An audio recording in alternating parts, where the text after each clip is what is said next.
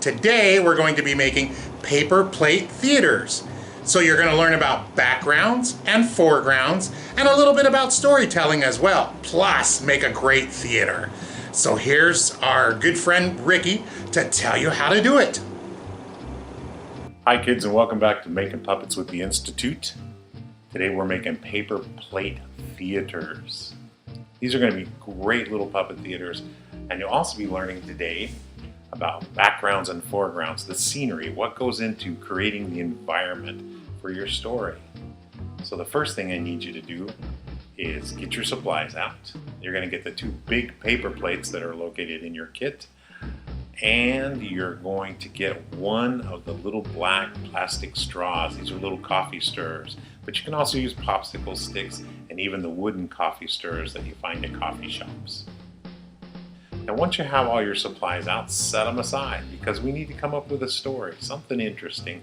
What kind of story would you like to tell? Remember, a story must always have a beginning, a middle, and an end. And it can be a real simple story. Mr. Quatermack today is just doing a simple story about a bird who likes to fly around his little world and then go sit on its tree branch and look over his domain. But you can make up any kind of story you want. Here, let's take a look at this one. Here's a paper plate theater that I made, a little story about a fishy who gets tired of living in his fishbowl. You notice everything on the back plate, all colored in. That is my background. That's my background scenery. And then the castle in the front on this, in the fishbowl, that's called foreground. And these are all sets, and these all go in to set up the environment, and it helps me tell my story. It helps your audience see what your story is all about. So the first thing you're going to notice is both these plates are kind of deep dish. They're not flat like a regular paper plate. They have little ridges on them. Those are the kind of plates you want to use for this project. And on one plate, with it facing right up, there's where you're going to put your background. So depending on what your story is, draw and color what's going on in the background. If your story is like Quatermack's story, and it's a little bird who lives in a meadow, well, that's what he's going to draw on his background scenery. He'll put in a meadow with a lovely tree for the bird to sit in. Take your time with this. Make sure you really put some thought into it, because to help tell your story, you're going to want to have a nice background and nice scenery. Now that the background is done, let's work on our foreground.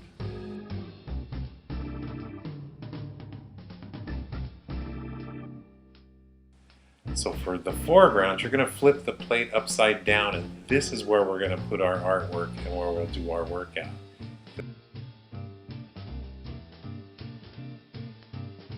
Because we want the plates to fit together like this.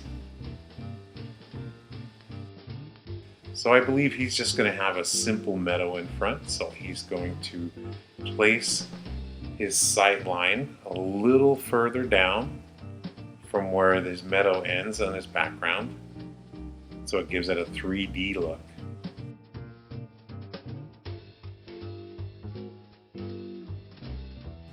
Then he's going to remove just that piece of cardboard, but you want to leave that ridge.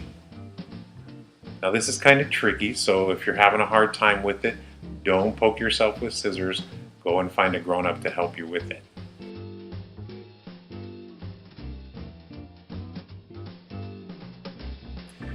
Now once you have that removed, set that cardboard aside because you're going to want to use that to make your puppet or your puppets out of. Now here he is putting his little bird on there. And he likes to make it interesting by having his puppets in two different positions. So his bird on one side will look like it's standing, so he can stand it on the branch of his tree. And the bird on the other side will be in a flying position, so he can make it look like it's flying through the air over the meadow. And you can just tape and glue this onto the stick and set it aside to dry. Now once you have your background and your foreground done, you're going to stick these two plates together like so.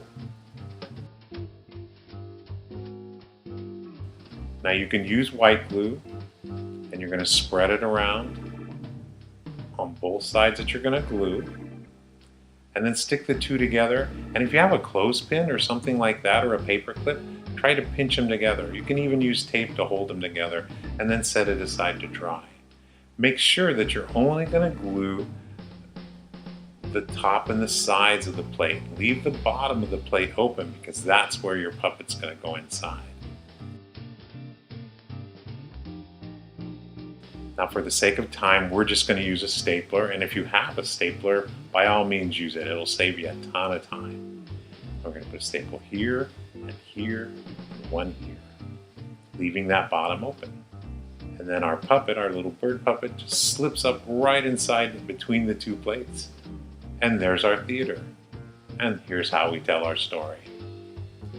And that, my friends, is how you do a paper plate puppet. I'm really interested in seeing what kind of stories that you come up with, and the little puppets that go with them, as well as the scenery. Remember, make your scenery help explain your story. Well, that's it for this lesson. Don't forget, if you make something really cool and you want to share it, just take a picture or a video of it and send it off to the email at the end of the lesson. You guys have a great day and enjoy your paper plate theaters.